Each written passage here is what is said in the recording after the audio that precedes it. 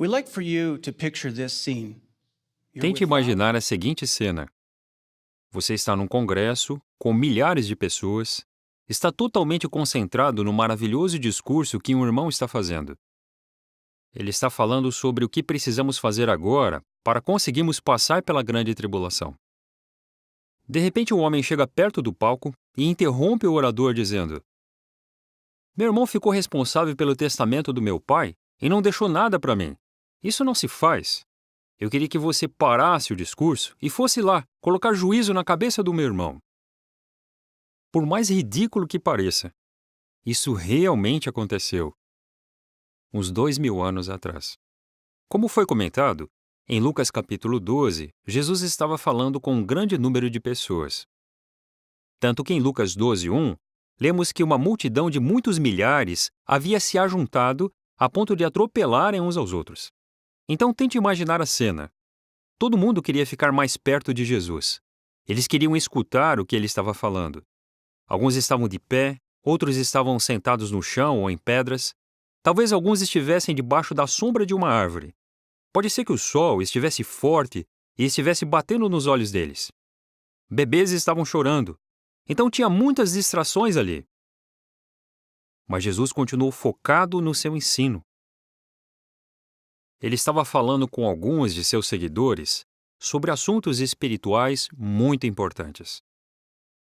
Jesus estava preparando seus seguidores para a oposição que enfrentariam e disse que eles podiam pedir a ajuda do Espírito Santo para serem bem-sucedidos. Bem nessa hora, o homem fez o seu pedido que lemos em Lucas, capítulo 12, versículo 13. Ele disse: Instrutor, diga a meu irmão que divida comigo a herança. Onde ele estava com a cabeça?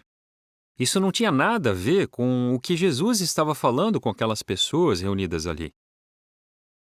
Vemos então que aquele homem estava totalmente distraído com uma ansiedade, um problema pessoal com seu irmão. Em vez de prestar atenção no que Jesus estava falando para preparar as pessoas para o futuro, ele estava distraído com coisas do dia a dia. Provavelmente ele não prestou atenção em nada que Jesus falou. E além de ficar distraído, esse homem conseguiu distrair muitos outros que estavam ali. E sem dúvida, aquelas pessoas também tinham suas próprias ansiedades e preocupações. Mas será que as distrações daquele homem se tornaram as distrações de Jesus? Não. Jesus não quis se envolver na disputa entre aqueles dois irmãos. E vemos a resposta dele no texto de hoje, Lucas 12:14. Podemos imaginar Jesus procurando aquele homem na multidão, olhando para ele e dizendo: Homem, quem me designou como juiz ou me deu o direito de repartir os bens entre vocês dois? Jesus podia ter resolvido aquele assunto, ele era perfeito. Ele podia ter descido de onde ele estava e ter ido conversar com o homem. Mas não foi isso que ele fez.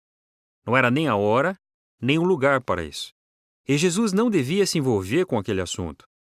Jesus não permitiu que aquele homem tirasse o seu foco dos assuntos espirituais e do objetivo dele ter vindo à Terra. Que objetivo? João 3,17 diz: Pois Deus não enviou seu Filho ao mundo para que ele julgasse o mundo, mas para que o mundo fosse salvo por meio dele. Jesus sabia que aquela era a hora e o lugar para dar instruções para seus seguidores, prepará-los para o futuro, voltar a atenção deles para Jeová e para o reino. Jesus também sabia que nós somos imperfeitos e nos distraímos com facilidade. Por isso, ele falou em Lucas 12:15 o que precisamos fazer. Jesus disse para todos os que estavam reunidos ali: Mantenham os olhos abertos e resguardem-se de todo tipo de ganância, ou como diz a nota, cobiça, porque mesmo quando alguém tem abundância, sua vida não vem das coisas que possui. O que Jesus estava querendo dizer? Que mesmo tendo ansiedades e distrações, eles precisavam manter o foco. Eles precisavam manter o foco no futuro e em como poderiam agradar a Jeová. Jesus também avisou do perigo de ansiedades virarem distrações. Veja o versículo 29 do capítulo 12. Jesus disse: Parem de procurar ou se concentrar no que comer e no que beber, e parem de ficar excessivamente preocupados. E no versículo 30, Jesus falou que as pessoas costumam ir atrás dessas coisas, mas ele disse: parem de procurar essas coisas, parem de se preocupar com isso. E ficar preocupado é ficar ansioso. Jesus falou bastante sobre isso nesse capítulo e em outras ocasiões que ensinou às pessoas. O que a palavra ansioso significa? O verbo grego traduzido estar ansioso significa ter a mente distraída. E de onde vem a palavra distrair? É interessante notar que a palavra em inglês para distrair vem do latim tractus, que significa ser puxado ou arrastado. Então a palavra distrair significa puxar a atenção de alguém de alguma coisa. E a palavra atrair significa ser levado em direção de alguma coisa. Isso é algo que acontece todos os dias da nossa vida. Nós podemos ter a nossa atenção atraída para alguma coisa ou distraída de alguma coisa. E as distrações podem ser de várias formas e tamanhos. Essa figura aqui pode nos ajudar a entender que as distrações podem mesmo ser de formas e tamanhos diferentes. Mas de onde vêm as distrações? Nós sabemos que algumas vezes elas podem vir de fora e outras vezes de dentro de nós. Nós mesmos podemos ser a causa de algumas de nossas ansiedades e distrações. Mas se não estivermos atentos, o que pode acontecer? Elas passam a ser o nosso foco. Nós não vamos conseguir ver além delas. Então, precisamos estar sempre atentos para continuarmos a servir a Jeová. Realmente, nossas distrações podem ter várias formas e tamanhos.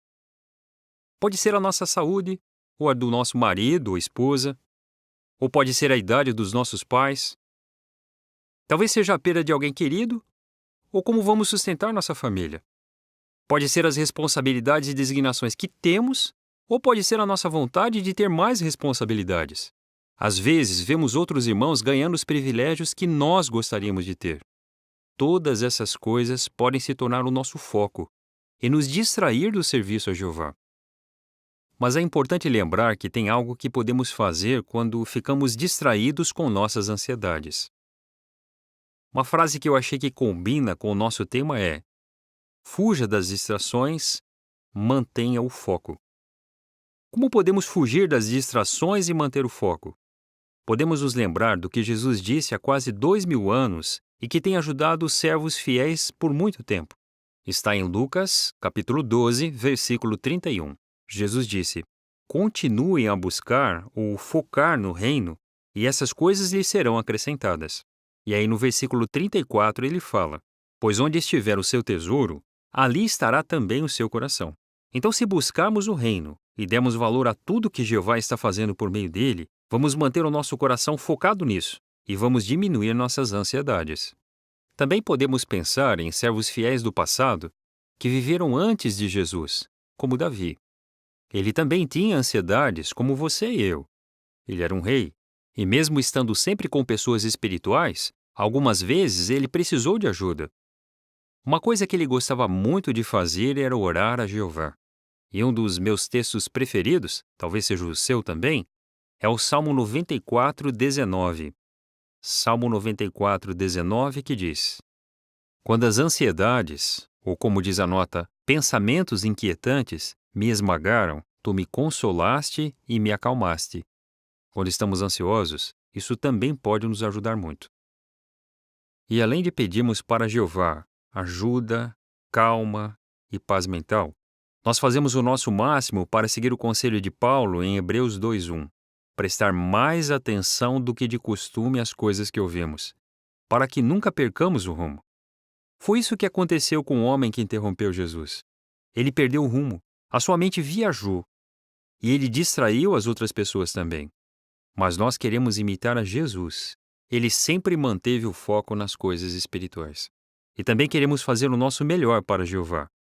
Manter o foco no nosso serviço a Ele e não deixar que nada nos distraia da corrida pela vida.